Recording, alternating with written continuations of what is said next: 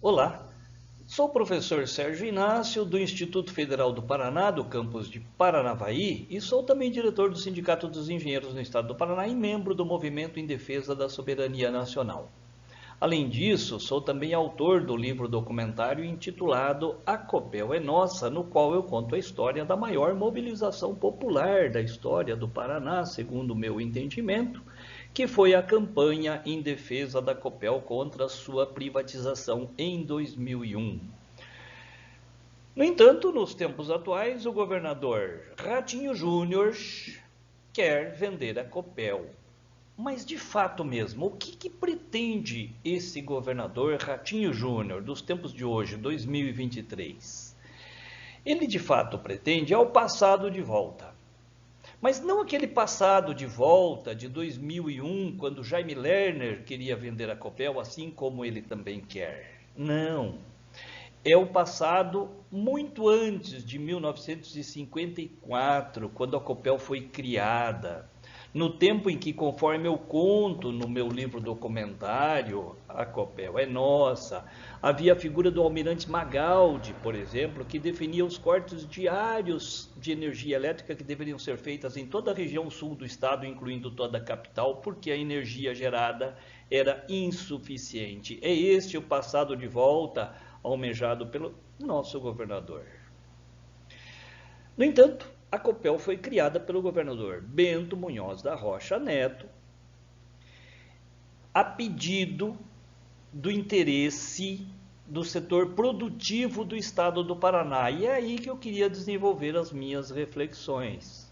A Copel é uma empresa que deu certo, que conseguiu levar o estado do Paraná a ser um dos estados mais bem servidos pelos serviços de energia elétrica de todo o país. A tal ponto que, por exemplo, quando nós temos um apagão, quando o Sistema Interligado Nacional, tecnicamente falando, chama-se perda de estabilidade, colapso de tensão, blackout.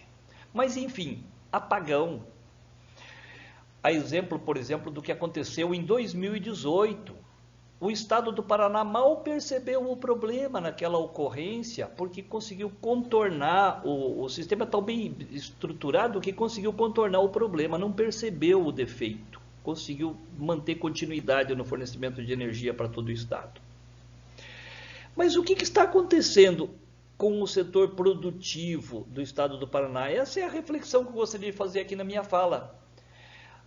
Por exemplo, o setor produtivo que queria que o estado do Paraná intervisse para assumir o serviço de energia elétrica e estruturar esses serviços em 1954, porque naquela ocasião o serviço de eletricidade não era adequadamente atendido para servir a demanda de crescimento no processo de industrialização que se almejava para o estado e que de fato foi devidamente atendido pela Copel ao longo da sua existência, resultando inclusive num processo de industrialização onde o estado do Paraná se desenvolveu na indústria como um dos estados mais bem estruturados na indústria do país.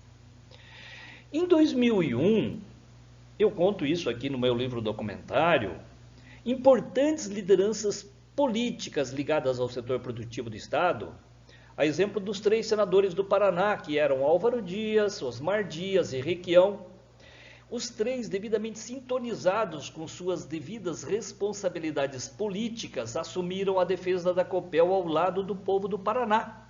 Mas e hoje? Cadê as grandes lideranças do setor produtivo do estado que não sabe fazer outra coisa que não seja atender os interesses dos grandes fundos de investimentos especulativos, a exemplo da BlackRock, grandes grupos especulativos a nível internacional? Nada tem a ver com o interesse do setor produtivo do estado do Paraná. Esse pessoal não se manifesta. Cadê as lideranças? Ocupam um espaço de forma inútil, não reage, não faz a defesa do interesse desse setor e do estado do Paraná.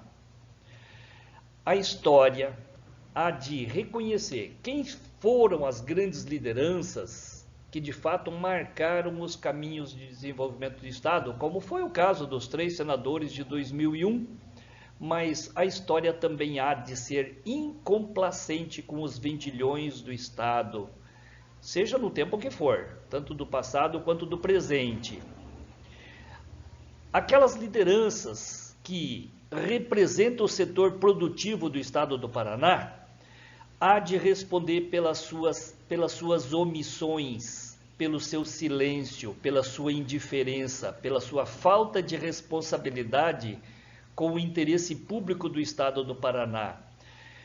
Cadê as grandes associações, as grandes organizações do setor produtivo que se omite, que não fala nada, estão calados? A FIEP, a FAEP, a OCEPAR, a Associação Comercial do Paraná, enfim, todas aquelas lideranças que em 2001 se posicionavam, tomavam posição a favor do povo do Paraná. A história há de cobrar de todos vocês.